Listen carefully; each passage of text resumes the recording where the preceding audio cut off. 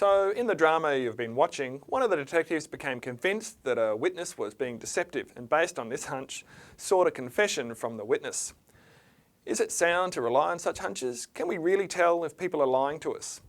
And does this mean that one of the reasons why police seek confessions using stronger interview strategies is because they know who is guilty? Well, some researchers, such as Roche Sapson Hart in 2010, argue that this might be part of the issue.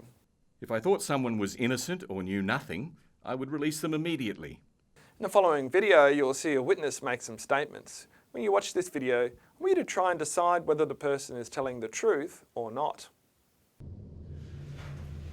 I'm not quite sure why I'm here. You ran from the murder scene, Scott, and that's why you're here.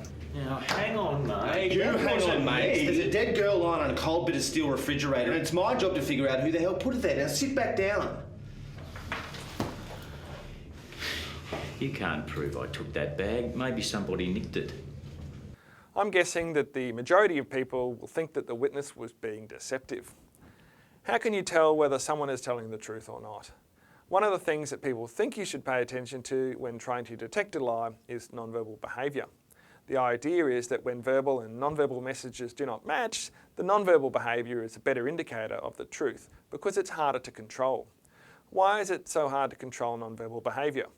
Well, there are relatively automatic links between emotions and nonverbal behaviours, so if you experience the emotion of fear, for example, you might then display a particular facial expression or body movement without conscious control of those expressions and movements. The other issue is that people are relatively unaware of what normal nonverbal behaviour is, and so are not well practiced at controlling nonverbal behaviour. So it's harder to make your nonverbal behaviour match your relatively controlled verbal behaviour when you're actively trying to look like you're not being deceptive. This leads us to two important questions. Are there systematic differences in nonverbal behaviours between liars and truth tellers?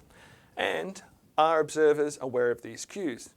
And also, perhaps most importantly, are observers able to detect deception using these cues? The answer to these questions needs to be yes for observers to be able to detect deception from nonverbal behaviour. There are basically three theoretical frameworks for answering these questions. The first is the emotional approach proposed by Paul Ekman in 1985. This perspective suggests that being deceptive causes certain physiological reactions such as high blood pressure and increased heart rate. These reactions are the result of heightened arousal associated with guilt, fear, or perhaps excitement. It's also this arousal which is thought to affect nonverbal behaviour. The second approach is Burgoon and colleagues' cognitive approach. According to this perspective, being deceptive is a cognitively complex task, and because of the cognitive load associated with deception, body language gets neglected. As a result, there's a reduction in the overall amount of movement, slower speech, and more pauses in speech. The final approach is DiPaolo's attempted control approach, or the self-presentation perspective as it's sometimes called. This approach argues that deceivers will try and control their behaviour, but because they're not very practiced at being deceptive, their behaviour appears more rigid and inhibited. The interesting thing here is that these three approaches all actually predict different and sometimes contradictory behaviours as markers of deception. The emotional approach predicts that increased movements will be associated with being deceptive.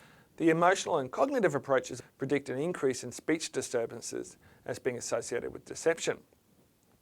Whereas the attempted control approach suggests that there should be a reduction in movement. So what does the research actually say happens when people are being deceptive? Depending on the study, deception is associated with more speech disturbances and slower speech rate, as in DiPaolo and colleagues' 1989 study, or fewer speech disturbances and faster speech rate, as in Vree's 1995 study. As it turns out, speech rate and number of disturbances depends on the type of lie that is being told. Fabrication of false information, rather than just concealing the truth, is actually harder to do and so leads to more speech disturbances and slower speech rate. Voice pitch, on the other hand, does seem to be relatively uniformly associated with deception. What about nonverbal behaviours like body movements? Vree's 1995 study tells us that when people are being deceptive, we tend to see less movement of the hands, arms, feet and legs. This study also tells us that gaze, smiling and shifting position are not really reliable indicators of deception. And so the old adage about looking up to the left as a marker of deception is probably not supported by the results of systematic research. Is that all that is associated with deception? Well, some people argue that due to the limits of what you can do in an experiment in the laboratory, we can't understand the full range of behaviours associated with deception. For example, for ethical reasons, it's difficult to create situations in the laboratory that have high stakes or important consequences for participants. It can also be difficult to create situations where participants have high levels of motivation to get away with a lie, or high levels of motivation to detect a lie, as they might in real life. What we know from other types of research, like observational studies, however, is that high stakes for getting away with a lie do not tend to produce more nervous behaviour.